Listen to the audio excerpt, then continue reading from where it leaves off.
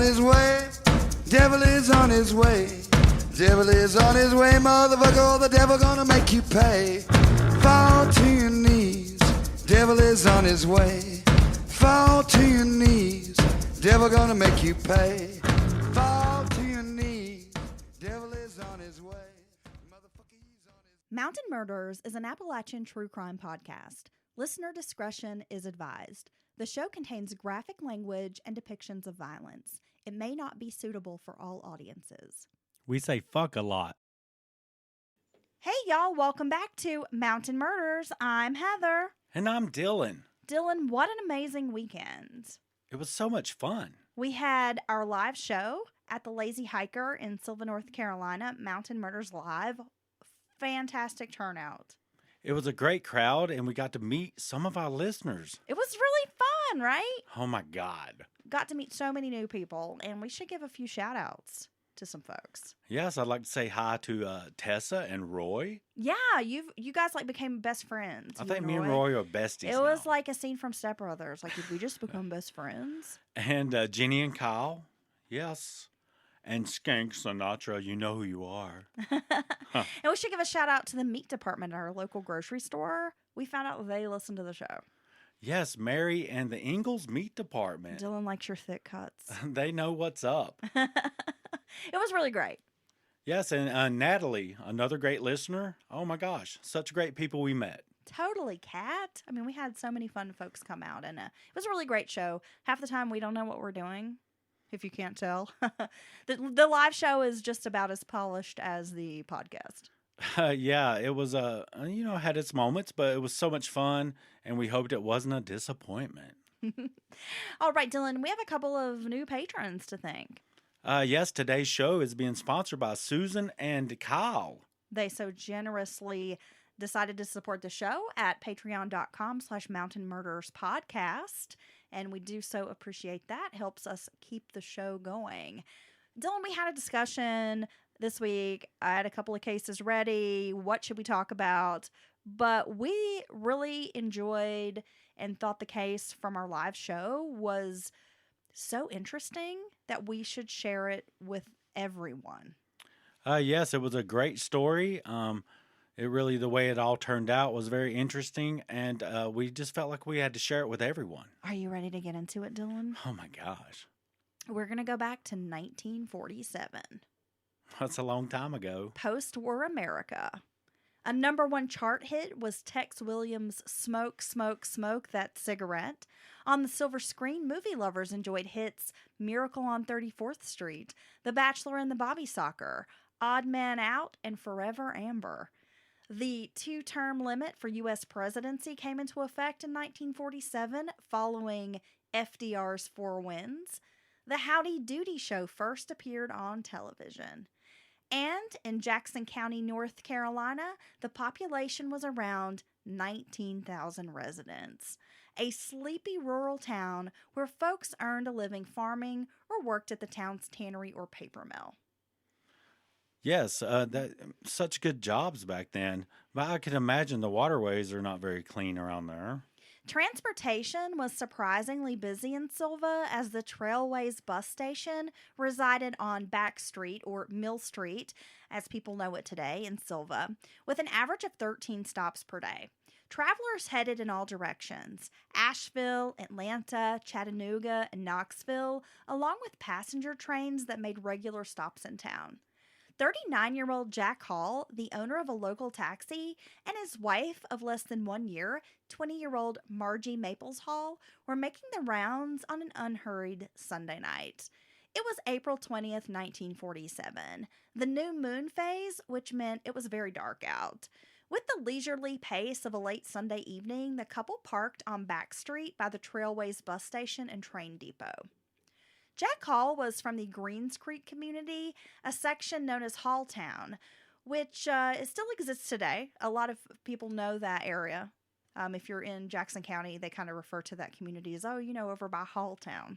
Yeah, I love how communities sometimes unofficially get named something, and that's just how everyone knows it in the entire area. But it sits off of Highway 441, He was born to parents Leela Buchanan and Richard, known as Dick Hall, on April 3rd, 1908. A little about his father, because I found this very fascinating, Dylan, his story. So, Dick was a master carpenter and a coffin maker who assisted in the construction of the historic Balsam Mountain Inn, which is now called the Grand Old Lady Hotel. Dick Hall was featured in the Foxfire books. And if you're unfamiliar with the Foxfire series, they were published in the 1970s, bringing mountain wisdom and philosophy to the mainstream. They preserve stories, crafts, and culture of the southern Appalachian Mountains. Have you ever read or been exposed to the Foxfire books? No, but since I've heard you talk about them, I really want to. Oh, they're really cool. There's a whole series of these books. A lot of people who are into preserving our Appalachian culture will have copies of these. I mean, they're pretty famous internationally. Very cool books. I highly recommend, if you have an opportunity to pick up a Foxfire book and you're into any kind of history or mountain culture, want to know about broom making, those cane back chairs, things like that. Really cool. Yeah, I'm ordering one now. You should. Oh my gosh. Well, Dick was known for building coffins for free. He considered it a memorial for the deceased. So he never charged the families of the deceased for these coffins. And I think that speaks a lot to his character, right? It takes someone who cares and wants to give back to do something like that, because that's some really hard work back then. The Halls were a close-knit family, well-liked and respected as honest, hard workers. Jack had plenty of siblings, and as a young man, Jack was a farmer. He had a solid work ethic, probably learned from his dad, right? And eventually moved to other businesses like procuring a taxi cab and opening a little store in Greens Creek, where he sold gasoline and sundries like bread, milk, soda pops. Like a modern-day convenience store type of thing. Yeah, and oftentimes people would have that little family store that supported, multiple generations of people, and it seems like they made just enough to get by, you know what I mean? During World War II, Jack's business boomed. With many soldiers, sailors, Marines, and airmen traveling, they kept him busy. There were up to 33 taxis running the Jackson County roads during this time. And for those of you who are not familiar with Jackson County, North Carolina, it's a small town, really. Like just a small county, small town. You can't even find an Uber there today. So the fact that there was this taxi and then there were 33 taxis is pretty mind-blowing. Well, I think a lot of people miss that a lot of these rural areas now that seem very rural and backwards were transportation hubs at the times. And it usually involved the bus lines or, say, the railway. And that would make a lot of business and a lot of activity in these little small areas. By rural standards, Jack Hall was considered well-to-do. He was known to carry a large bankroll, usually small bills wrapped in a $100 bill. Would you do that? I don't know. Maybe I'm going to floss my cash. Have you ever seen anyone do that? Yes, I have. Really? Yes. Wow. Have you ever seen someone do that before? No. Okay. Well, he had a coin purse that he kept change in for the taxi and always carried kind of a large wallet that he mostly used for the cab fares. Now, a year earlier, Jack had married the tall, dark-haired beauty Margie. Her real name was Marjorie Maples, and she'd been born in Swain County, North Carolina, but grew up in Sevierville, Tennessee. She'd been living in Waynesville. Are you familiar with Waynesville? I've seen it before, outside of my door. I think your ass is parked in Waynesville right now. It is. Around the time that she met Jack. But the details of the courtship were hard to come by. Didn't find a whole lot of information about how exactly they met. By all accounts, the Halls were still experiencing marital bliss. And proof of this was that Margie often rode around in the front seat of Jack's cab with her husband because they so enjoyed each other's company. They couldn't bear being apart for more than a few hours at a time. Baby, it's like when you threaten to climb in my lunch bag so I can take you to work with me. I would never say that. Oh, and so he took his wife to work. And I think that really speaks on their love for one another, because a lot of people couldn't do that. You know, I I also wondered, Dylan, if perhaps it was also because she was afraid of staying home alone at night. I mean, she was fairly young and her husband worked these late hours, so maybe she felt more secure being with him. Well, I think that's possible as well. Yeah. Well, by midnight, Margie had fallen asleep in the front seat of her husband's taxi. Jack planned to call it a night until he is flagged down by two men who wished to hail a ride to Dillsboro, which is the neighboring town. Like, you've got Silva, you've got Dillsboro. They're, what, like 3 miles apart? Yeah, 3-4 miles. At which time, Old Dillsboro Road was the only, fairway through town to get from Silva to Dillsboro. Now there's, a nice paved thoroughfare, but back then it was like this little dirt road and it wrapped around Scotts Creek. Yeah, I think that's amazing how people don't realize sometimes how much places change from back in the past. Jack figured he would get one last job in before heading home. Monday was a busy day ahead at Jack's place, his Greens Creek store. It was around 6 a.m. on Monday, April 21st of 1947, when a feller, you know what a feller is? I've seen fellers. When a feller named Judd Robinson was walking up Old Dillsboro Road on his way to work at the Mead Paper Mill. He saw a car parked in, and now you're going to have to keep in mind this description, a wide spot in the road. Oh my God. Everybody in town knows about this wide spot, right? Seems to be the case. But you've got this little dirt road, kind of runs through farms, houses, this creek's passing by, but there's this one particular spot that's like a wide spot in the road. And there's only one of them. And apparently. everybody's going to know this throughout the story. So he sees his car parked in the wide spot in the road, Dylan, and he recognizes the Chevy with phone 154 Silva Cab written on the door. The headlights were turned off and one door was open. The dirt road had the markings that the vehicle had skidded maybe 15 to 20 feet before stopping.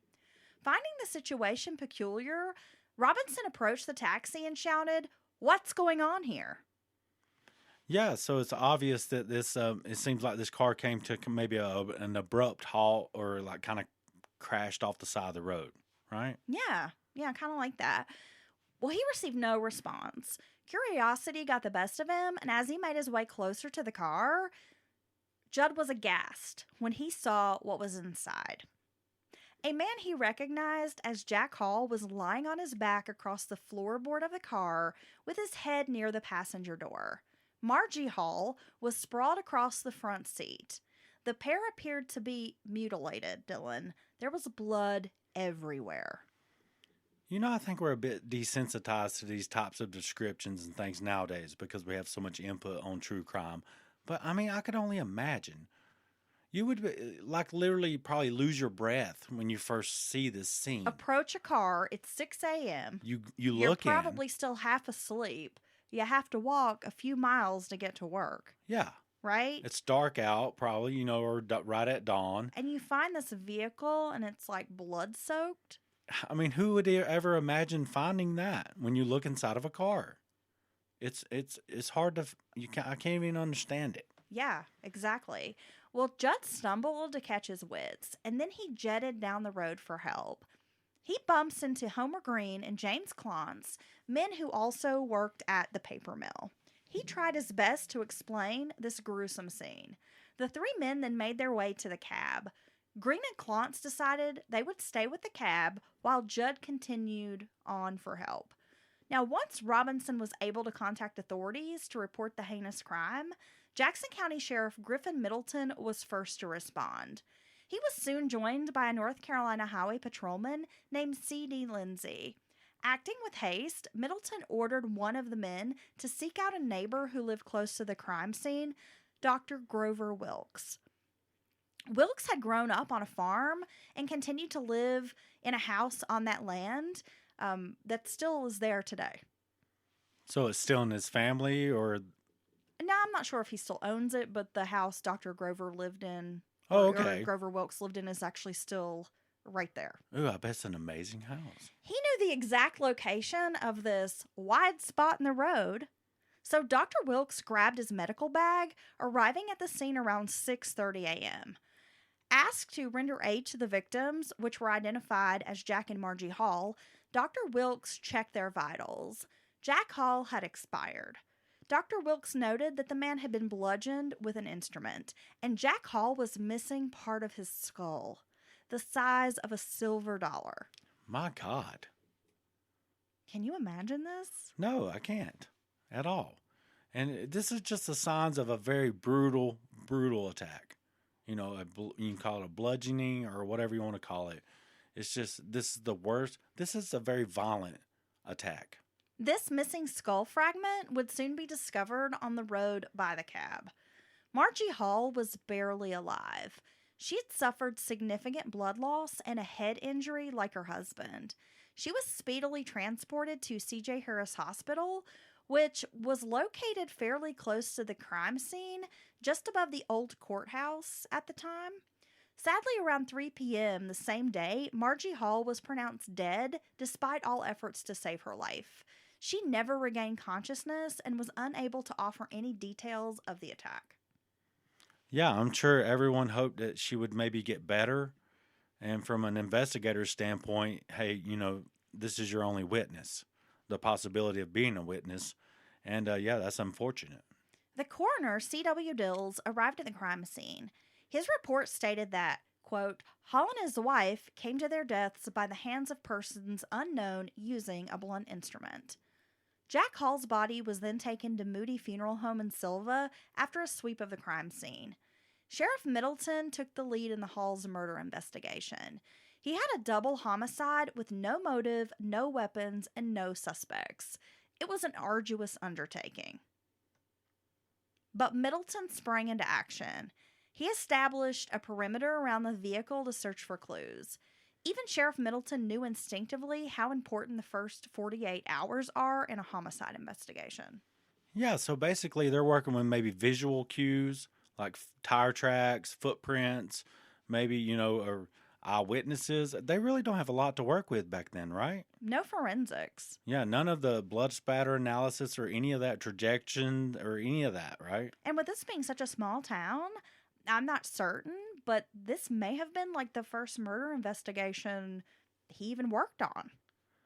Yeah, you would expect maybe in a domestic event at some point or something like that, but I'm sure this is the most gruesome, biggest murder they've ever had to deal with.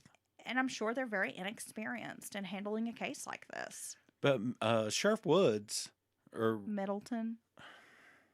sorry, Sheriff Middleton, sorry about that, he's amazing in this story because he really springs into action.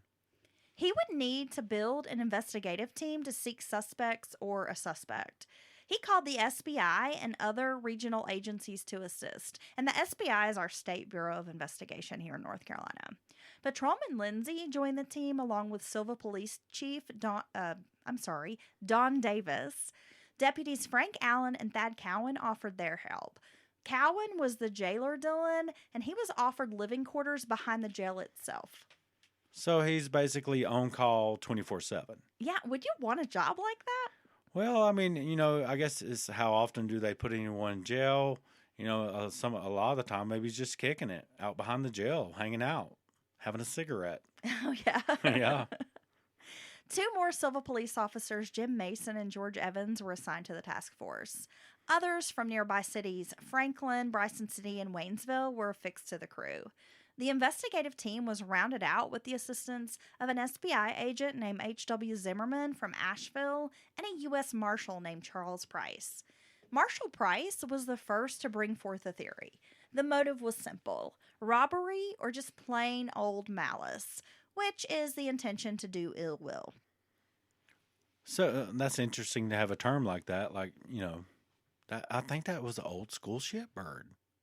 An intention to do malice. To do ill will? Ill will. That's just shitbird behavior. I believe so. Yeah. But robbery didn't entirely make sense to the others. Jack Hall had about $387 cash in his pocket. He was cramped on the floorboard, so perhaps it was difficult for these perpetrators to search the man's pockets. Hall had also been wearing a watch given to him as a gift from Margie. And Margie's pocketbook contained $2 and rested in the seat as well. So it certainly sounds like no one went through all the items and like you might expect a thief to do, right? Looking all the places. So yeah, it seems like a lot was left behind. However, the wallet and coin purse Jack always carried were missing. It was known throughout Jackson County that neither Jack Hall nor his wife Margie had any troubles. There were no known enemies, and law enforcement had a skillfully planned execution-style murder with no evidence. So it's quite a task. Yeah, so they have two victims, a couple murdered in this gruesome fashion, and I mean, I'm kind of the kind that shakes a community up, right? And not a whole lot to go on, right? And they faced a problem with the investigation, Dylan. It had rained in the early morning hours of April 21st. Therefore, there were no tire marks and no footprints to indicate the direction of the assailant. The question remained, did the perpetrator or perpetrators have a vehicle, or did they walk away from the crime scene? Well, and that would help you expand your net, right? If they walk their own foot, then maybe not so far. Well, yeah, my thought would be like if they're on foot, then you might know that they're like a local person. But had they been in a vehicle, or there had been another there had been another vehicle involved, that might lead you to think that it was more of like an out of towner or something like that. That was what I was thinking. Yeah, Yup. I'm all tongue tied over here. I'm sorry. It's okay. Middleton ordered a canvass of the neighborhood. However, the investigators came up short. No one had seen or heard anything unusual. The most brutal crime scene in the county not only made local but regional headlines. Charlotte and Raleigh newspapers picked up the story. Radio stations in Asheville and Canton, North Carolina began airing coverage of the, quote, lonely road murders. Soon a $600 reward was offered for information leading to an arrest in the case. True crime magazines at the time printed the story with exaggerated sensationalism. Some of the details fabricated, and it was quite horrific. So this made it all the way to the pulp magazines. Yes. Wow. And as we know, those were not always truthful. No, they would take the core details of a case and they would sensationalize everything. It's like yellow journalism. Exaggerate basically. everything and even outright lie. This was in the era of William Randolph Hearst. And yeah, they would just take a story and run with it. Yeah, and the way they name them, the lonely road murders, and all Very this. salacious. Yeah, and they have the best titles, but they certainly went above and beyond with these types of stories. They printed the gory details and showed crime scene photos. And I really tried to find a copy of the magazine with the printed photos so I could read the entire story, but could not track one down, unfortunately. And you would ask yourself, how does someone get the crime scene photos, right? But this was actually a very profitable way that someone on the inside, these journalists, people that worked for him, would be offering huge amounts of money for these photos, and they would leak them or whatever, and they would take and make this horrible, layout in like a, 2-page magazine. And could you imagine the poor families that now these true crime scene photos are out there in the public?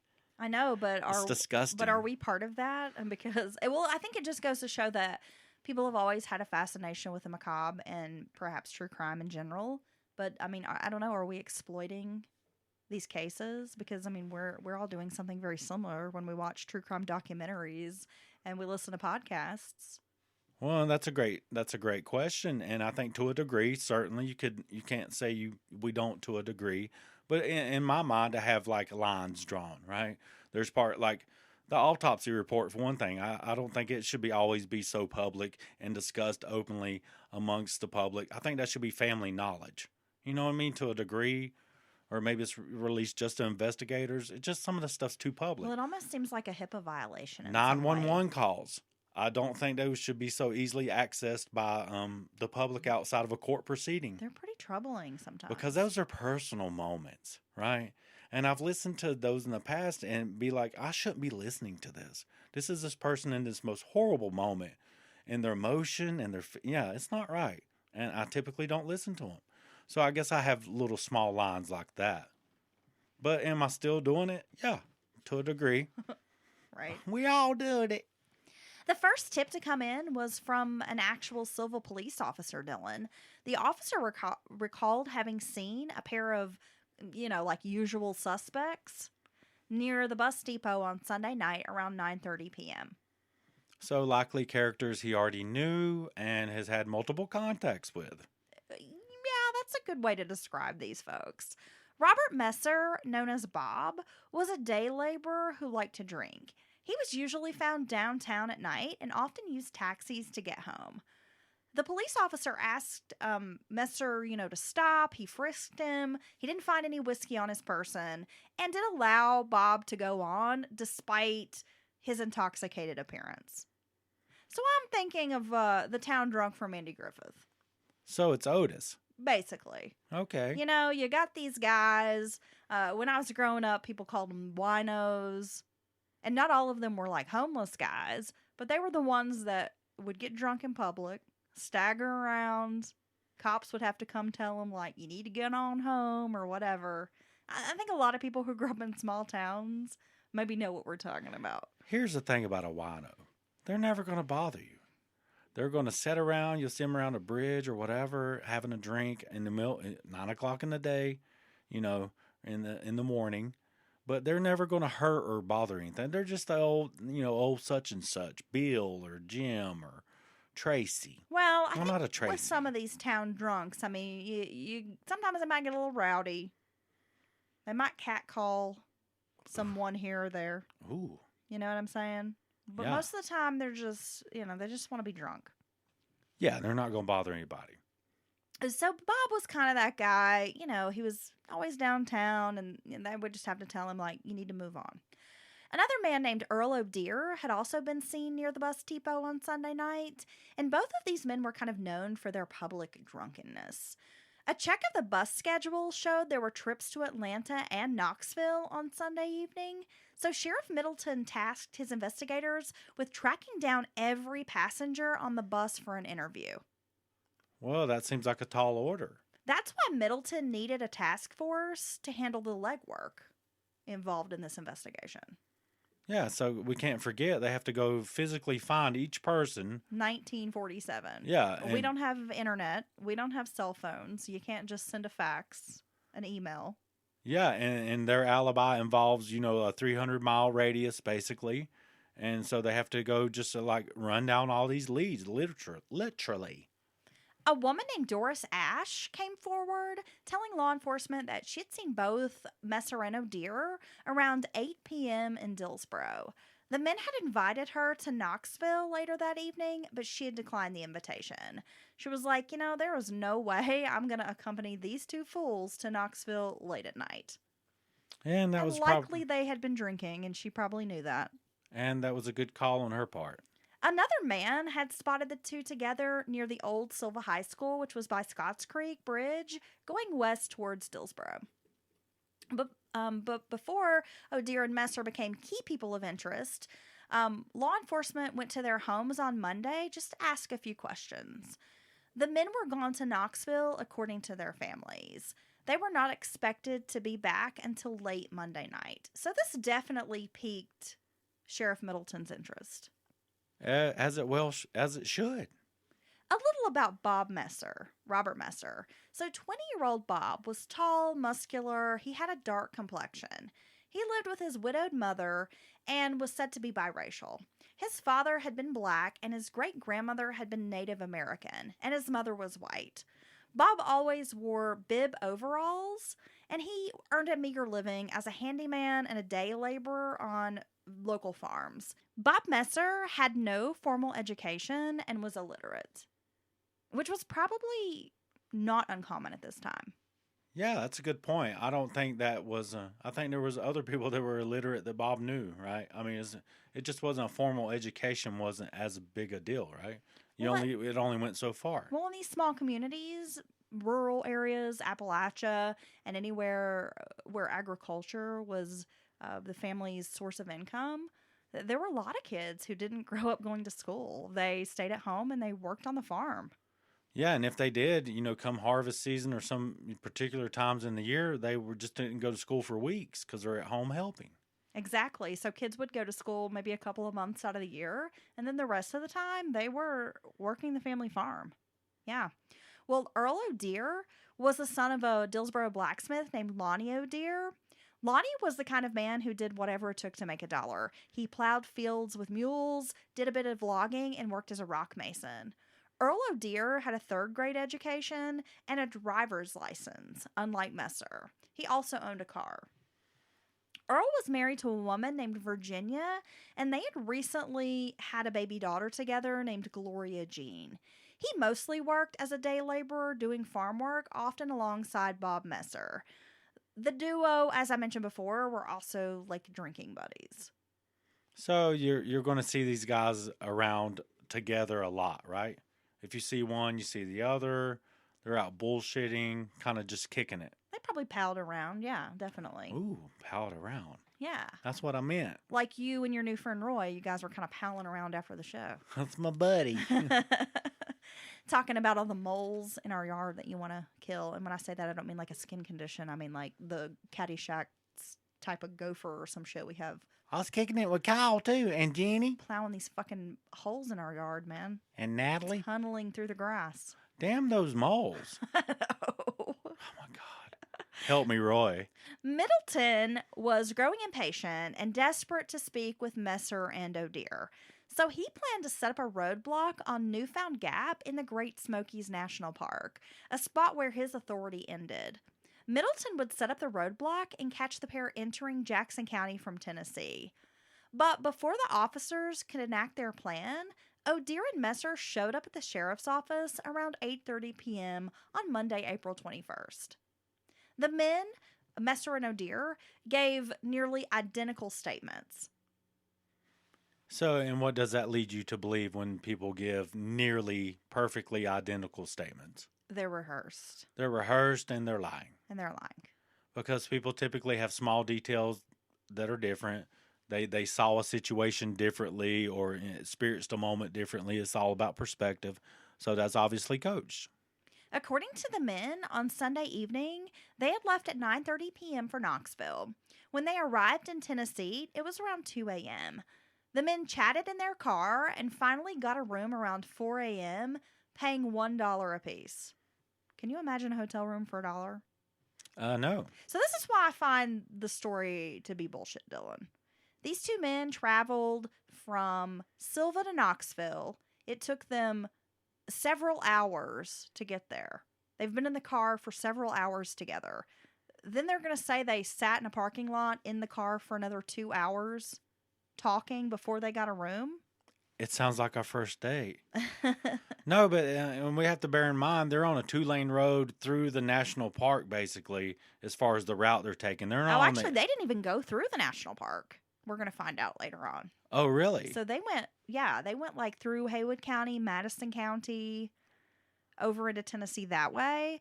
2-lane road, curvy ass road, Right. mountain road. Yeah. And we talked briefly about Madison County in our Nancy Morgan case. If you've gone back in our catalog and listened, those are curvy ass roads. And in an old ass car that does not have like power steering, you're not going to be like hauling ass. No, so they've had plenty of opportunity for discussion or, small talk, conversation, whatever. So sitting in a car in a parking lot another 2 hours, that really doesn't make sense. The men claim they ate breakfast at 10 a.m., then visited several car lots. Afterwards, they drove to Sevierville in O'Dear's car, where they ate supper and shot a few games of pool. They also visited a shoe shop where O'Dear had gotten metal taps placed on his shoes. And not because he was Mr. Bojangles or anything. The metal taps supposedly prevented wear and tear, like on your work boots. Would save the soles. Well, that's what I asked you. I was like, is he going to do a little tapping later? He is. Okay. He's like a regular Bob Fosse in those tap shoes. Why don't you have taps on your shoes for work, Dylan? Because when I shuffle my feet, they would just scrape on the ground, right? You think so? Don't you say I shuffle my feet? You kind of do shuffle your feet. Okay. I don't think I've ever seen you pick up your feet to walk. Oh, you never see me run either.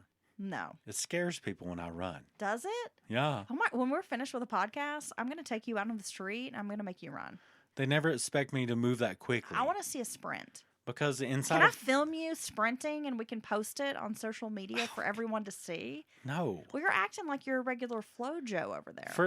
inside of 30 feet Well, that's a sprint, babe. for about 30 seconds, I'm telling you, this is dangerous. Oh my, can we see? But after that, I need a cigarette and some Kool-Aid. Kool-Aid. Yup. Oh, gross. I need to hydrate. That's not good hydration. It is great. It'll be like my child. I never made Kool-Aid for my son, like ever, because I was just like, that's sugar. We don't drink that in my house. And he went to my aunt's house, and she always makes that for her grandkids. I mean, they're like 2 and like, hey, can I have a Mountain Dew? Anyway, different people. I'm not judging. Whatevs. You raise your kids the way you want. But Zane had a Kool-Aid for the first time, like maybe 2 years ago. And he said, wow, this is a nutritious, fruity drink. And I was like, it's anything but that. He's trying to introduce you to this new cool thing, Kool-Aid. Like maybe you can get some. Yeah. And he he was described older, it- right? 10 or so years he old. was like 11. Wow. But he described it as a nutritious, fruity drink. I agree with him. So is that what you're having with the Kool-Aid? And a cigarette. And I'm Okay. gonna have to take a breather. But for them 30 seconds, watch out. Sheriff Middleton released the men, but he noted their stories didn't add up to the previous witness statements. Again, 2 Silva police officers had seen the men around 9 p.m. downtown in the same area as Jack Hall's taxi. They had also been spotted near Silva High School around 10 p.m. So Middleton sent investigators out to check the men's alibis. So they just want to make sure that Gotta this story verify. that they already likely don't believe is not true or not true. Yes. Okay. By Wednesday morning, more investigation and interviews had revealed that Earl of Deer kept a large machine hammer in his vehicle. And Dylan, can you explain a machine hammer? Because when I first heard that term, I thought it was literally like a machine hammer, Ooh, like some sort of electrical hammer, man, I want a machine hammer. like a fucking jackhammer or something, but that's not the case. No, basically it is a handheld hammer and it is a ball peen hammer. It has a hammer side and it has a round, very hard ball, literal ball on the other end. And if you are a listener or been listening for a while, you'll remember our Dixie Mafia. Dixie Mafia story. It was a weapon of choice for some characters in that, and it is just a horrible instrument to be hit with. So if you're on your phone or look it up right now, ball peen hammer, and it is just a horrible thing to be. It's the worst thing to be hit with. Investigators reported their Knoxville and Sevierville findings, and guess what, Dylan? What? The alibis they didn't check out. Oh man, I did not see that coming. The timeline was completely off. Sheriff Middleton then declared Bob Messer and Earl O'Deer suspects. When officers arrive at the O'Deer home, Virginia tells them that her husband is working in a nearby field. She's questioned and told that she needs to find the clothes her husband had worn on Sunday. The clothes are collected, but Virginia tells police that her husband's coat is missing. Wow. Earl O'Deer is taken into custody and then fingerprinted. He is sent to Swain County for holding. So it seems like his wife is kind of pointing that out to investigators. Like she didn't even have to mention his coat, right? Bob Messer is located at Wilson's Dairy Farm, which was directly across the street from the murder scene. It's not looking good for these boys. He's at work plowing a field. Bob is taken into custody and fingerprinted. Then he's lodged at the Jackson County Jail. Now, Sheriff Middleton employed a technique to get confessions from the men. This is pretty smart, Dylan. Yes, I'm fascinated by this. He ignored them. Officers gave both men the silent treatment for all of Wednesday and into Thursday evening. It was not until Thursday night that Sheriff Middleton began interrogating Bob Messer. Middleton thought that giving the men time to reflect on what they had done would result in a faster confession. I would not survive this type of technique either. When people give me the silent treatment, it just, I don't know, maybe it's because I talk all the time. It just, No. it bothers me. Yeah. Have you ever noticed Yeah. when you have to give me the silent treatment? I don't react Or well. when I'm just like, leave me alone. Yeah. I would confess all my sins. You think so? Oh, yeah. Oh man, if I ever suspect that you did something bad, I'm going to employ this technique. I'm goodly. And then I'm going to interrogate you with a big light. And I will take you up on that because I'm goodly. I'm going to put you under a big hot light so you'll be sweating. And then you'll be like Chunk in talking to the Fratellis on the Goonies. Oh, man, he gives You'll it be like, all. in the third grade, I ate all the Haagen-Dazs. He just gave up everything. It was pretty funny. I feel like if I ever got taken into police custody and was being interrogated, that's what I would do. You would just want to be done with it. No, I would just tell them, like, I would just tell them everything. Like, I would start, like, from the beginning and be like, well, there was this one time in the first grade. When I was in kindergarten, I stole a lunch. I peed my pants. I didn't tell nobody, and then people was talking about it smelled funny. Do you think that they would just get angry and like, beat you up or something? Yeah, maybe. Police brutality. Okay, so he was right, Dylan. After only a few hours, Bob Messer made a full confession at 11 p.m. Messer surprised Middleton by admitting that Jack Hall's murder was premeditated. So this was the plan. This was the plan. Wow, because it really seems like poorly executed and spontaneous, honestly, right? The men had been planning to kill Jack for 4 months, since Christmas of 1946. So they've had plenty of time to come up with a good. Well, I mean, you're planning to kill someone, so I guess there's no Well, such you've had thing, 4 months to conspire right? and organize a detailed murder plot. I guess there's no such thing as a good plan, but maybe a better executed plan, because this is not working. Well, knowing that Jack Hall carried a lot of cash, their plan was to kill him in order to steal his money. Messer explained that the men had taken 2 machine hammers from Lonnie O'Dear's blacksmith shop. And this was in order to beat and rob the couple. So here you have 2 day laborers, farm boys, basically, right? Strapping young men. Strong, strapping young men, and who beat and hit things all day with whatever tool. Plowing fields with mules. Oh, this is like all manual labor, hardcore work. Everything they do for a living. And so, yeah, I mean, Working from dawn till dusk. these are 2 of the worst people that you would never want them to hit you with anything, because they're super strong. I mean, come on. Physical strength, for real.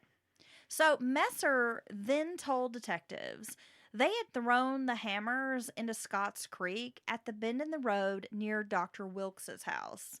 When Earl O'Dear is confronted, he remains steadfast in his innocence. For hours, Earl denies any wrongdoing. He swears there was absolutely no way he was involved in the Hall's murders. Now, it is only when Sheriff Middleton challenges his story by presenting Bob Messer's confession that Earl O'Dear comes clean. So he's like, we've got you. Exactly. We already know everything. And that's actually a technique, common technique nowadays. Sometimes they're lying. I imagine he's like Ed Rooney and Ferris Bueller. He's like, the jig is up. Your ass is mine. Yeah, that's exactly what it Right? was like. Yeah, but with like a gun. Right. Okay. Well, O'Dear admits to tossing the hammers into Scotts Creek. He explained that he had driven to Haywood County after the murders to purchase gasoline, and that's when the pair did a bit of cleaning up, because they were covered in blood. Oh, yeah, there was all kinds of blood spatter, cast off spatter. I mean, you're talking about 2 people swinging hammers at 2 individuals inside of a car. I mean, I bet it was a horrible scene. When he hit a high bridge in Madison County, North Carolina, that's when Earl O'Dear discarded his bloody jacket in a river near Hot Springs. Yeah, his wife's like, I want to know where his damn jacket's at, right? That's might be how she said it to the cops. And the cops like, oh, a jacket? Well, yeah, back then, I mean, people probably only had one jacket. You didn't your That wife was not would, something you're just going to misplace. no, you would wear that jacket literally till you got a new jacket, because it was like, utilitarian. You needed a jacket. And people didn't own a closet full of jackets No. for the most part. And I think that just shows that his wife is like, something's going on too. I really think that she pointed that out. She didn't have to mention it. You know what I mean? Well, it seems she wasn't trying to cover up for her husband, Exactly. which, hey, good for her. And Good for her. Good for you. $29 was recovered, with both men stating only a little more than that had been taken from Jack Hall. So, less than $40, basically, Yeah, is what they're saying they took. probably. I mean, back then, $40 might be like whatever, 200, whatever nowadays. But still, I mean, it doesn't matter if it was $1 million, right? You shouldn't kill someone to get it. But it's just when it's these tiny amounts of money and stuff, it just seems all the more just trashy, like horrible. Don't you agree? It's like that Hank Jr. song, for $43, my friend lost his life. Yeah, anytime when you see someone's attacked in a convenience store and they take $18 out of the fucking register, like someone's It's hurt like, wow, someone's life or is killed. worth $18. Yes. Less than $40. That just, I mean, not that anything is robbing someone and killing them is acceptable, but that you're getting so little out of it that you're willing to murder someone for such a dollar amount. That's almost like salt in the wound, honestly. However, Jack Hall's sister would later estimate that her brother was likely carrying around $1,500, but the assailants had missed that $387. So she's saying they got a lot more than they're saying, but they still just happened to miss his dog knot in his pocket. Well, he was known to carry a large wallet and a coin purse, and that's how he operated, or that was what he used as operating funds for the taxi. Right. So the wallet and the coin purse were missing, and his sister claimed he usually carried about $1,500 in there. And it sounds like he was a successful business owner, so that wouldn't surprise me if he had that type of cash on him. Sheriff Middleton knew in order to prosecute the murder case, the murder weapons would need to be recovered. So on Friday morning, he took several officers to Scotts Creek, about 100 yards from the bridge across from the high school. And this is where recovery efforts began. Scotts Creek at the time was an acidic, dark kind of color, the water was, and it had this tan foam floating on top. Sounds pretty nasty. That doesn't sound like water I would want to get in. The foam was from the Armour Tannery Company, and the brown color was from the paper mill. We should note this is not the paper mill where you work, by the way. No, and this was long before, like you were going to say, the EPA, and they were actually, watching pollution in waterways. Yeah, I mean, this was before the EPA, and manufacturers could just dump chemicals, whatever the fuck they wanted in our waterways. And they did. And they did. All of them. It's pretty gross. I'm surprised we don't all have third arms. I'm sure there's been some cancers caused by it. SBI agent Zimmerman and Patrolman Smith were the first to volunteer. The creek water was very cold. I mean, this is April. So they have no fancy tools or, wetsuits or anything. So they're literally pulling their breeches up over their knees, wading into this ice cold water. Their breeches? Yeah. Did you like that? Yes. And this nasty water with industrial waste, right, in it. So it's gross. It stinks, I could imagine. And it may even have, chemical burns on their skin. Who knows? And they're just feeling around with their feet and hands in this nasty water. Yeah, they don't have any kind of radar, underwater detection equipment. This is solid, just like you said, Dylan, getting in the cold ass water and feeling around. Yeah, and they're determined to do this to find this murder weapons. So despite the fact that it's super cold, both men remove their shoes, they roll up their breeches, as Dylan would say, and they climb down into this iciness. After a few hours, Zimmerman was the first to find one of the hammers, and it was around 11 a.m. They had been in the water since 8 a.m. So for 3 hours, Wow. These officers are in this cold-ass, nasty-ass water. They're numb. They're, Well, yeah, at that point, they're probably just Yeah. can't even feel probably don't even feel their legs. That's a very determined. Soon after, Smith located the second weapon. Now, with murder weapons secured and full confessions from both men, Sheriff Middleton formally charged both Messer and O'Dear with first-degree murder. In total, 12 officers had been involved in solving the double homicide. Both men were taken to Haywood County Jail in Waynesville to await trial. A 17-member grand jury convened on May 19th of 1947 to determine the formal accusation. And this would be a death penalty case, Dylan. Oh, so they're just going for it all, right? These people have committed this horrible crime. The only thing that can make it right is the death penalty. Well, they've got the premeditation. Well, when they confess to 4 months premeditating someone's murder, that's really fucked up, right? To think about and plan how you're just going to kill this guy and rob him. With malice. With The malice. mens rea is there. Mens rea, however they describe that in the legal system. Definitely. So you're talking about full-blown, first-degree, premeditated murder times 10. Yeah. Yeah. So according to both confessions, this is how it went down, Dylan. The men had gotten into Jack Hall's taxi cab at the bus stop. Messer had climbed in behind Margie on the right side of the car, while O'Dear sat behind Jack, who was the driver. When the men reached the wide spot in the road, on Old Dillsboro Road, they removed their hammers, one from O'Dear's coat and the other from Robert Messer's bib overall pocket.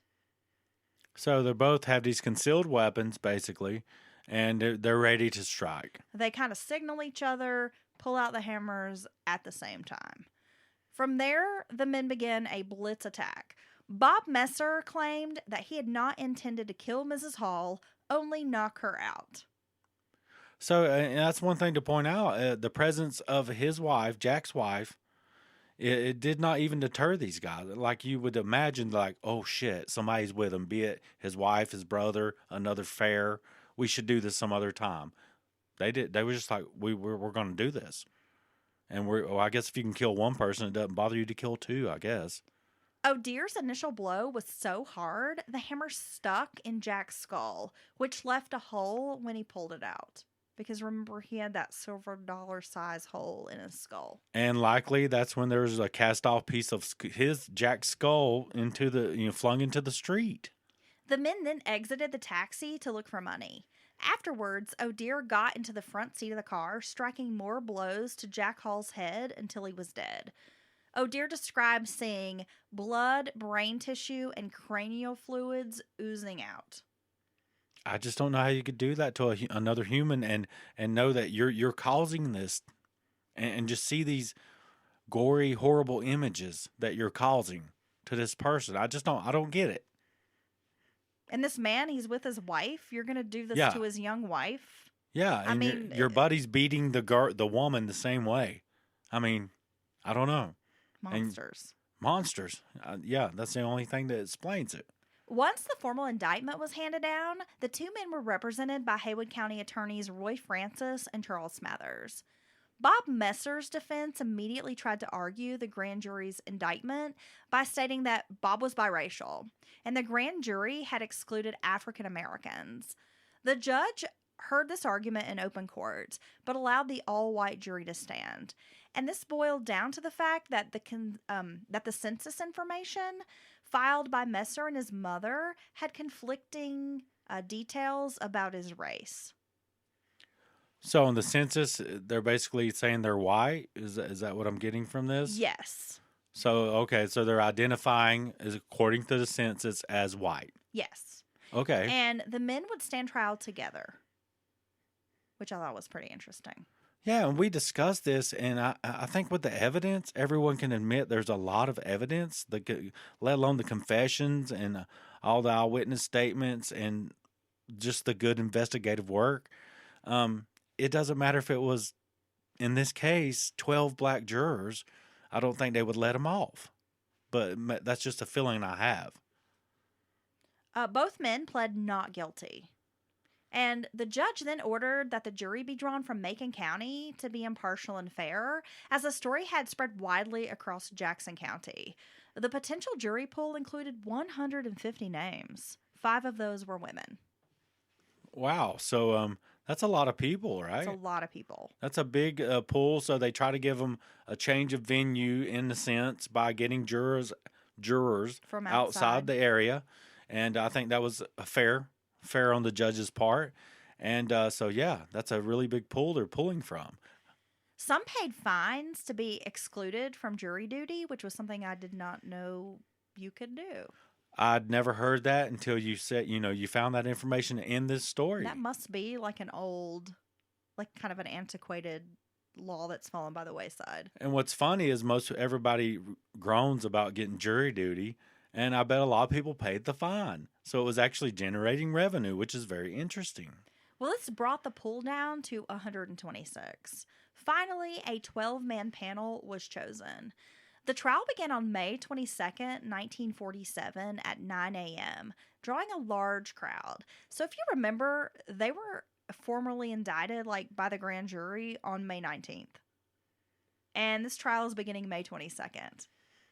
Oh, wow. 5 days later? So in a couple of, no, not 19th to the 22nd. This is 3 days later. 3 days later, They've sorry. managed to get this jury, That's amazing. to whittle down the jury to 12 men and get this trial rolling.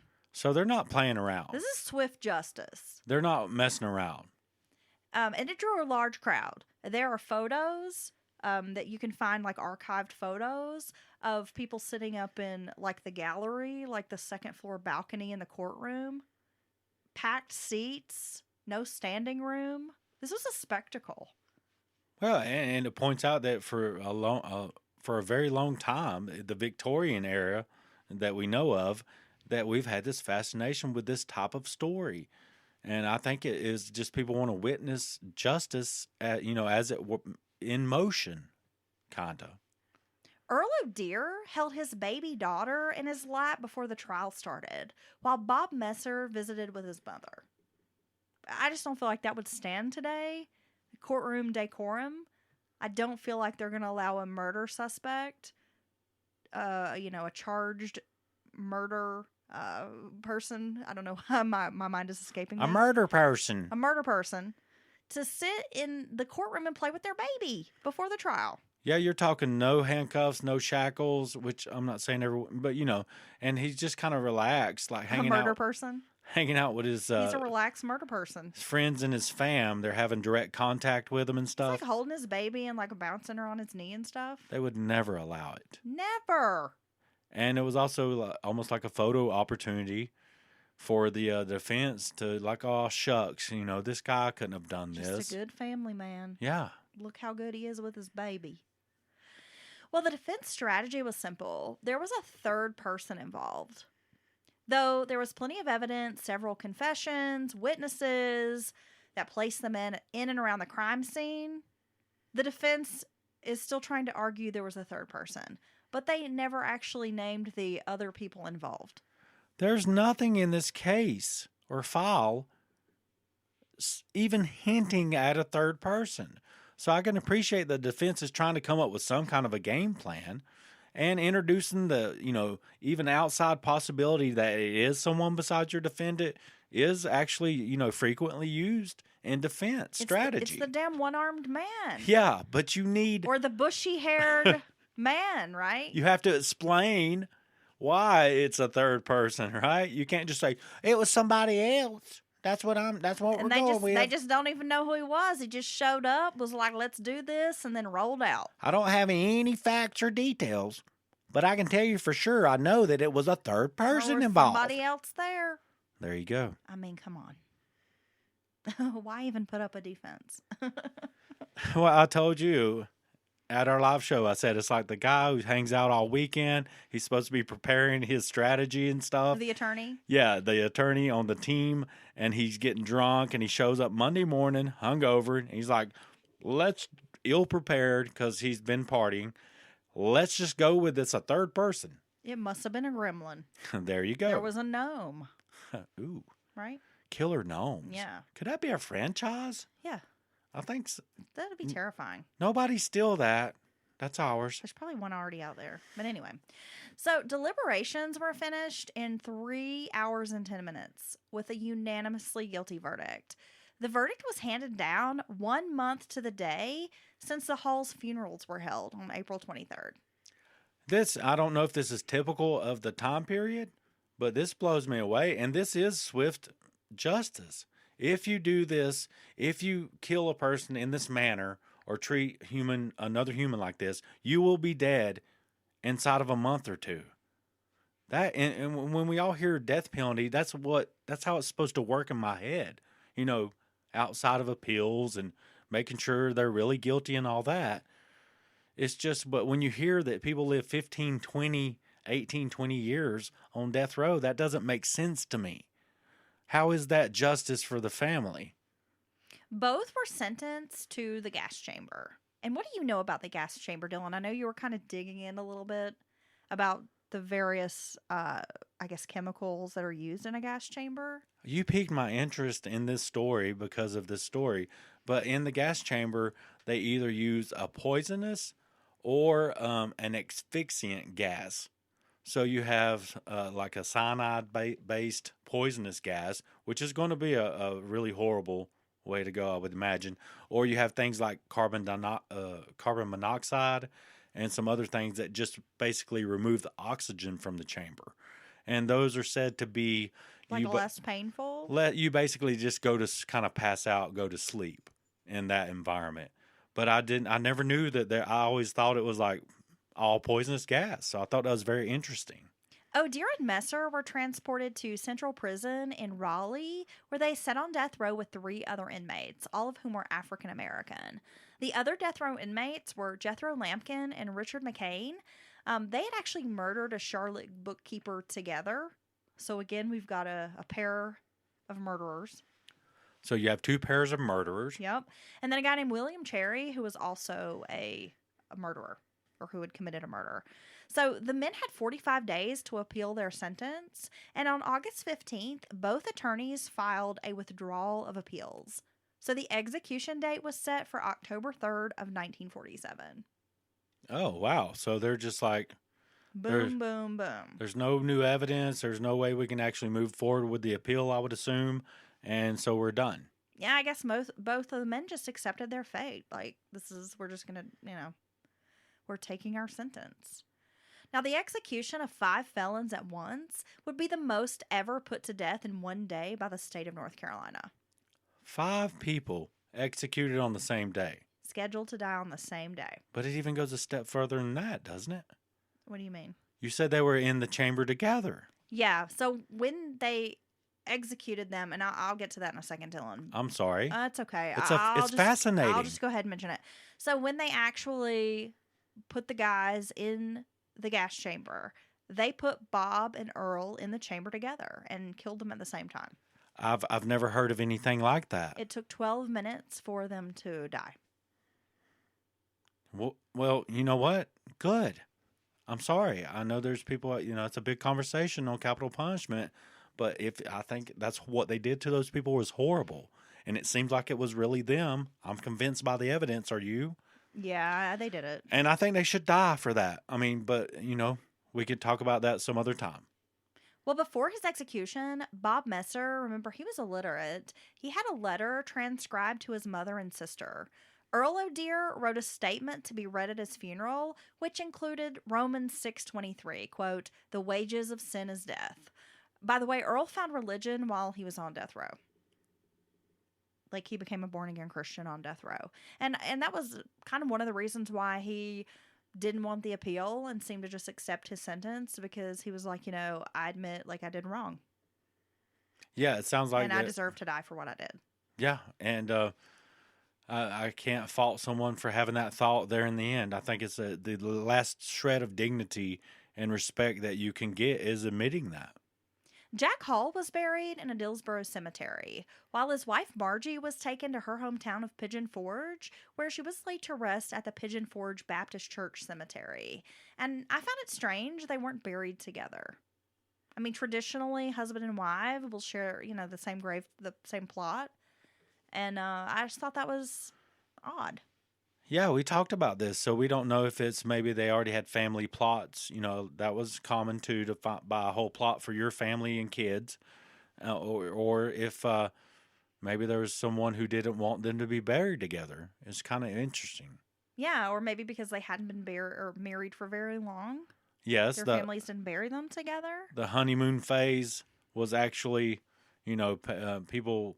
It was a real thing. You had that, almost like you weren't official until after that couple of years or whatever. Sheriff Middleton, now his story goes on, Dylan. Really interesting here. He was killed in the line of duty 6 years after the Hall murders. While in pursuit of a suspect, 56-year-old Demos Williams in the Canada community of Jackson County, he was struck by a shotgun blast to the neck and chest. Oh my God. Woods was captured the following day in a rhododendron thicket 1 mile from where Sheriff Middleton was gunned down. When captured, he was said to have a shotgun in one hand and a jug of whiskey in the other. My God. Woods was described by the newspaper as, quote, a mountaineer who took his raw corn whiskey straight. I mean, is there any other way to take it? You think people would describe you like that? A mountaineer who took my corn whiskey straight? Yeah. Maybe. Sometimes. It depends. It depends on if you're seeing the redneck side of me, Dylan. He was convicted of murder and sentenced to life in prison on October 26th of 1953. But Woods was paroled in 78 and he died in 1994. Sheriff Middleton had served 25 years in the line of duty and would forever be remembered as a sheriff who had solved the, quote, Lonely Road murders, as they had been nicknamed. And he spearheaded the investigation, and I think he did a wonderful job. 5 days after the shooting death of Sheriff Middleton, the Jackson County Board of Commissioners appointed Middleton's wife, Selma, to carry out the remaining 18 months of his term. Oh, wow. So she acted as sheriff. That seems rather progressive for the times. Today, for this case, Dylan, I used several resources. Of course, there were plenty of newspaper articles from the Silva Herald, the Mountaineer, Asheville Citizen-Times, and the Raleigh News and Observer. I went back and read through multiple old news articles. And there is a book by a local author. His name is Ronnie Evans, and the book is called Swift Justice, Murder on Scotts Creek. Oh, wow. Yeah, so interesting case. We covered this for our live show, of course. It took place in Silva, North Carolina, so we wanted to cover a very local story for Jackson County for Silva, but thought we should share it with everyone else. Yes, it's a terrible story, and thank you for telling me that. I'd never heard that before. So that's a great case. You never heard this case? No. You were just completely unfamiliar. Early on? Yeah, just knocked out, bro. Well, no, I think we did talk about Sheriff Middleton being assassinated in our Haywood County Sheriff's episode, No, right? actually, we didn't. Oh, we didn't. No. I'm We talked about sorry. another Jackson County sheriff whose name was, I believe, Claude Green, and he was shot while attending a box luncheon at the Balsam Mountain Inn. I'm sorry. That's what I was getting at. We discussed Yeah. earlier in the episode because Jack Hall's father was one of the carpenters who built that inn.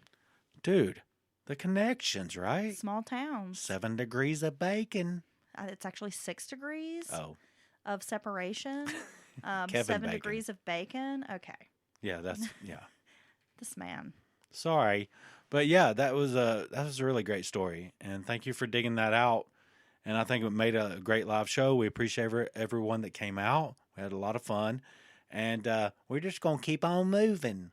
We haven't kind of had a throwback or like an old case, you know, kind of gone back in time for a while. So I thought it was good to get back to one of the older stories. You know, I really love those old-timey murder stories. Well, there's some great stories. I think that's why. And it's ones that people typically haven't heard. So it makes it even better. And, you know, we were having the discussion a little bit about the death row and the execution and all that. I mean, this definitely went through the justice system very expedited pace. Yeah. I mean, I don't think I've ever heard another case that moved quite so quickly, honestly. Yeah. Not from crime to execution. Really. I mean, No, it's a span of like what, 6 months? Yeah. Basically? Yeah. Yeah. So I understand why Ronnie Evans called his book Swift Justice. Definitely. Because this was a case of that for sure. We'll post some photos if you follow us on Instagram. We will post some photos of Jack and Margie Hall as well as Bob and Earl and some of the older town photos. I have the bus depot and that kind of thing. So if you follow us there, you can check those out. And of course, patreon.com/Mountain Murders Podcast is a great way for you to support the show and also get extra content, an invite to our Discord chat, and ad-free episodes. If you would like to drop us an email, maybe you have a case suggestion or you would just like to give us some feedback or say, hey, maybe send in a listener story, how can they reach us, Dylan? Yes, you can get us at mountainmurderspodcast@gmail.com. Yay! I said it. You got it right. What a Okay. good guy. Now I get a snack. She has a little pouch on her side. Now I'm going to give you a treat. Yep. I'm going to like throw a little biscuit in the floor. Yeah. I'll, like pounce on it. I wish Okay. I had a biscuit. I'll give you a biscuit. Okay. Yeah. Okay, guys. We'll be back on Wednesday with what, Dylan? Mountain Murders Offbeat. An episode of Offbeat. I can't wait to see what we do this week. It's going to be fun. Whatever it is, it's going to be fun. No, I know what we're going to do. It's a good one. Oh, baby, I trust you. You do? Yeah. You shouldn't. Ooh. Wow. Wow. Can we just say I'm kind of scared and this- turned okay, on. So we had a busy weekend. We had our show Friday, and then yesterday, Saturday, we went to the Land of Oz, which is an old Wizard of Oz theme park atop a beautiful mountain in Beach Mountain, North Carolina. I'm blown away how cool it was. It was awesome. Yes, it was. This old theme park, there was a yellow brick road. Yeah, they've kind of resurrected it, and it was wonderful. The actors, the employees. There was a live show. They kind of put on a play. There was song, dance, and then you got to meet all the characters. It was super fun, right? I never knew it existed until you found it for us. Yeah, so it was like autumn in Oz.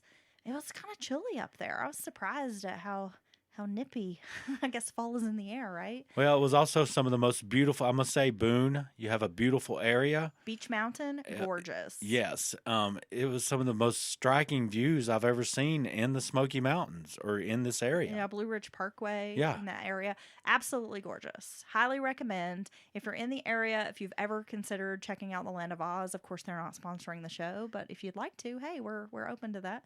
I recommend going. It was so much fun. It was and fun for all ages. I think I told Heather this is what struck me about it. It was just me and Heather doing it, and we loved it together. We're like But- big kids. Yeah, but still seeing the Wizard of Oz. I'm talking kids 2 and 3 years old, 4 or 5, with just so excited, and they loved Dressed in them. like the characters. Yes, There was a little boy who was dressed like the Tin Man, yeah. and he was so excited to be there. And his sister, it seemed his sister was dressed like Dorothy, and they were just so cute. Yeah, he was like so stoked. Yeah, and these kids are so happy about this, and they're just little kids, and this has been for generations. This movie has captivated children. Yeah, we saw some older folks who were like, I came here 50 years ago, and I wanted to see it one last time. I mean, just to see how the movie The Wizard of Oz just spans the generations, man. And it's still a classic. People love it. It was awesome, Made me feel like I was a kid again. baby. But Yeah. it was super fun. But we've had a really busy weekend, so getting this episode out a little late. I'm exhausted, Dylan. I'm tired. I'm going to put you in bed. You gonna Well, put me to bed? Yeah. Well, we hope you guys have a great week. And again, tune in on Wednesday for the latest Offbeat. And then we will be back next weekend with a great case that was actually suggested by one of our patrons. And what's very kind of funny about this, Dylan, is the same day I had already kind of did a deep dive into the case and I'm like doing research. This patron sent me a message and was like, hey, have you ever thought about covering blah, blah, blah? And I was like, it's funny you say that. Ooh, Speak of the devil. and I'm he, actually writing it up right now. So And- how funny is that? baby, that's serendipity. It is. It was meant to be. It was meant to be. Mountain Murders needs to cover the case. All righty. We're on it. All right, I'm gonna go ahead and say good night. Good night. Have a great week. Bye.